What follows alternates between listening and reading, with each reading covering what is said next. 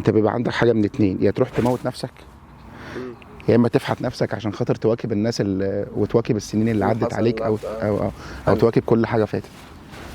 فدي من الحاجات اللي كانت مؤثره فيا جدا. قعدت تقريبا سنه ما بعملش اي حاجه في حياتي.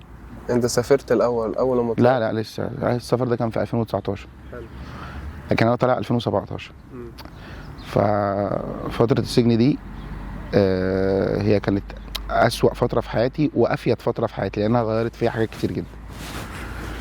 فلما طلعت قعدت سنة، عارف انت منعزل تماما، فرق 3 سنين بينك وبين الناس، فالناس سابقاك كتير، انت مش عارف اصلا تواكبهم، مش عارف تعمل حاجة. طب انا اعمل ايه؟ قعدت سنة. بعد السنة دي لا، قررت ان انا عارف انت ايه، انا لازم اتحرك، لازم اعمل اي حاجة، مش هينفع افضل كده. فرجعت تاني للتصوير زي ما انا كنت بصور اصلا قبل السجن.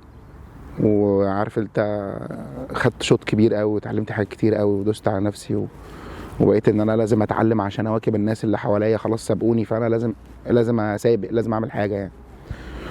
وعديت الحمد لله.